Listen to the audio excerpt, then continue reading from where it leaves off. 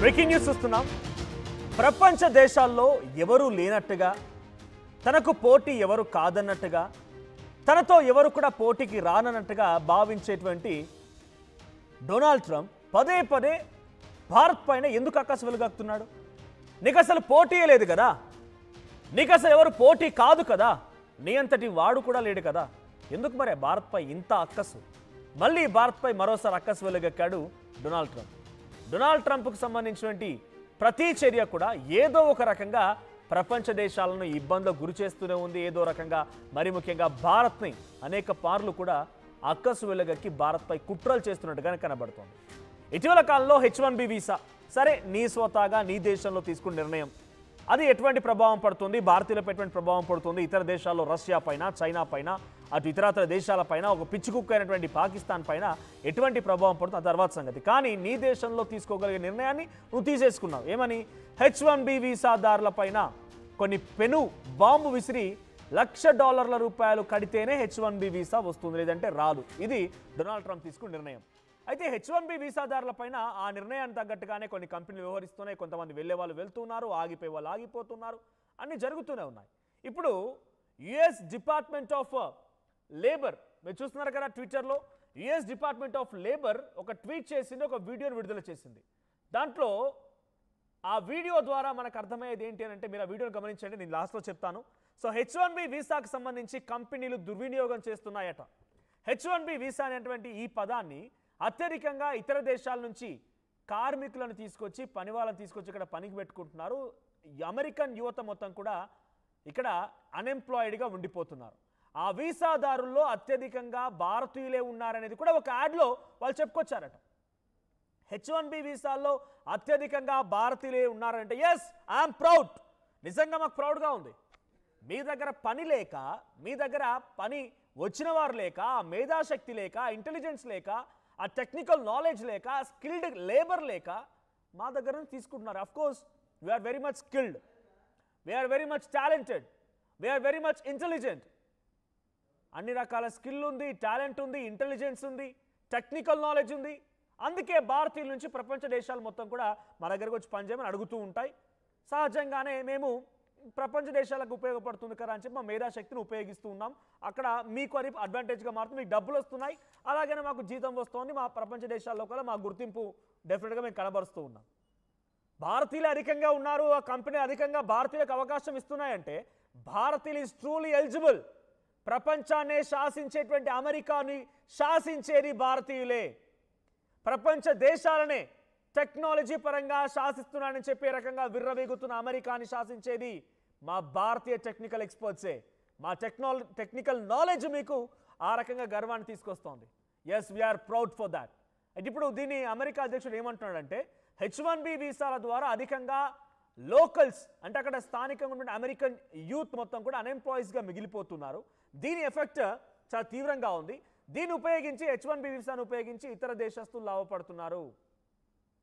H1B visa ఇవ్వడం మూలంగానే ఈరోజు అమెరికా టాప్ పొజిషన్లో ఉంది.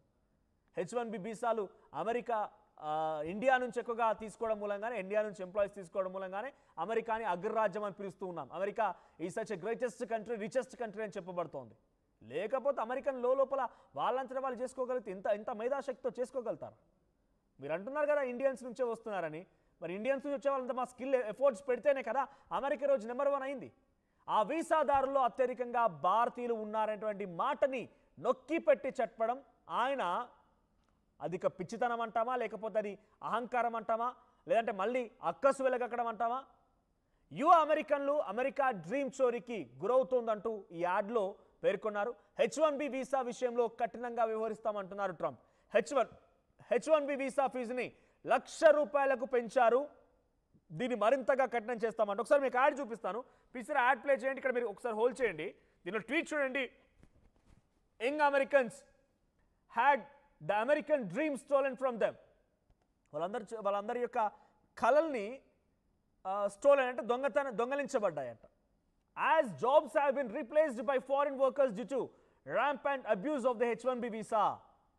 చాలా మంది ఇతర దేశస్తులు వచ్చి తమ ఉద్యోగాలను రీప్లేస్ చేశారట. దేనికోసం? H1B వీసా అనేటువంటి దాన్ని ఉపయోగించి. And POTS and secretary LCDS leadership అంటే కొంతమంది వ్యక్తుల పేర్లు మెన్షన్ చేసి ఆ లీడర్షిప్లో we're holding companies accountable for their abuse. కొన్ని కంపెనీస్ని బాధ్యులను చేస్తున్నాము. ఎందుకోసం? అమెరికా ఉన్నటువంటి యువతకి అన్ఎంప్లాయ్మెంట్ క్రియేట్ చేయడానికి ప్రధాన కారణమైన వ్యక్తులని మేము అకౌంటబుల్ బాధ్యులను చేస్తున్నాము, ఇది అని చెప్పిన మాట.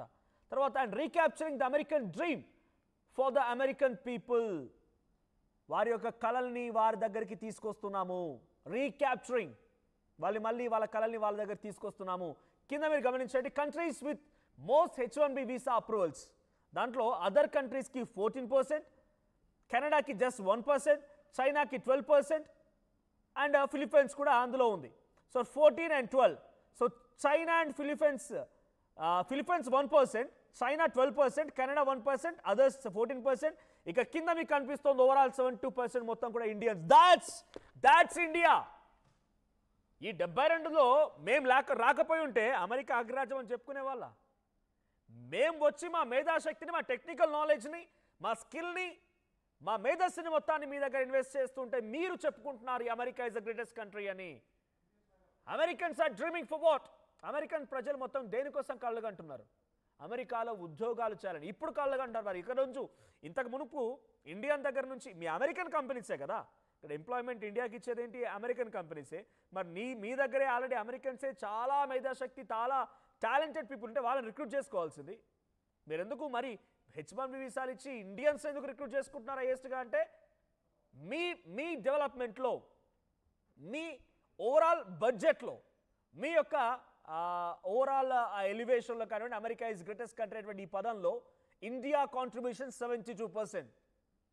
టెక్నాలజికల్ ప్రకారంగా, ఆర్టిఫిషియల్ ఇంటెలిజెన్స్ ప్రకారంగా ప్రతి దాంట్లో అమెరికాలో ప్రతి దాంట్లో అమెరికన్స్ వాటా 72%. దీన్ని బట్టి అర్థమవుతోంది. ఇక అమెరికన్స్ సంబంధించి ప్రతి దాంట్లో కూడా ఇండియన్స్ వాటా వచ్చేసి 72%. ఐఎమ్ సారీ, అమెరికన్స్ అని దాకా ఇండియన్స్ వాటా వచ్చేసి 72%. దీన్ని బట్టి అర్థమవుతోంది కదా. మీ ప్రతి దాంట్లో ఈరోజు డొనాల్డ్ ట్రంప్ ద రిచెస్ట్, లేకపోతే the highly skilled and technological ప్రకారంగా ఉన్నటువంటి దేశానికి అధ్యక్షుడు అంటే 72% ఇండియన్సే కారణం. సో ఇండియన్స్ ప్రభావం అమెరికాలో ఏ స్థాయిలో ఉంటుందనేది మీరే గుర్తు చేశారు. Thanks for you. మీ అందరికీ అమెరికా US డిపార్ట్మెంట్ ఆఫ్ లేబర్కి థ్యాంక్ యూ చెప్పండి. 72% మా వాళ్ళు రావడం మూలంగానే మీరు అగ్రరాజ్యం అయ్యారు. 72% మంది మా వాళ్ళు రావడం మూలంగానే మీరు ఈరోజు ఈ స్థాయిలో ఉండగలిగారు. మీ దగ్గర వెపన్స్ ఉన్నాయి, మీ దగ్గర వార్ వెపన్స్ ఉన్నాయి, మీ దగ్గర టెక్నాలజీ ఉంది, మీ దగ్గర ఆ బడ్జెట్ ఉంది, మీ దగ్గర ఆర్థిక స్థితిగతులు కూడా వచ్చాయి. ఇఫ్ నాట్ ఇండియన్స్, మీ పరిస్థితి ఏంటో అర్థం చేసుకోండి. ఇక ఐఎమ్ ప్రౌడ్. ఇండియన్సే లేకపోతే పరిస్థితి $1,23,000, $1,23,000 ఇదేంటి ఇండియన్స్? ఇదంతా మీకు వస్తుందంటే ఇండియన్స్ కారణంగానే. ఎస్, మీరు మాకు ఇస్తున్నారు కావచ్చు, మాకు జీతం ఇస్తున్నారు, జీతమే కదా ఇచ్చేది. కానీ మేము లేకపోతే మీ పరిస్థితిని అర్థం చేసుకోండి. మేము లేకపోతే మీ పరిస్థితిని అర్థం చేసుకోండి. ఇన్ఫ్యాక్ట్ మీకు తెలీదు, చాలా సందర్భాల్లో మీట్ సప్లై అధికంగా ఇండియా నుంచే వెళ్తూ ఉంటుంది. Highest importer of meat America, అది ఇండియా నుంచి తీసుకుంటుంది. రైస్, ఫుడ్ ప్రోడక్ట్స్, అత్యధిక సంఖ్యలో ఫుడ్ ప్రోడక్ట్స్ నుంచి ఇండియా అమెరికాకు పంపిస్తూ ఉంది. మీకు మళ్ళీ ఎగ్జాంపుల్ చెప్తాను, మీరు మళ్ళీ ఇదే ఎగ్జాంపుల్ చెప్తున్నాడు అనుకున్నా పర్వాలేదు, బట్ ఒక ఎగ్జాంపుల్ చెప్పాలనుకుంటున్నాను.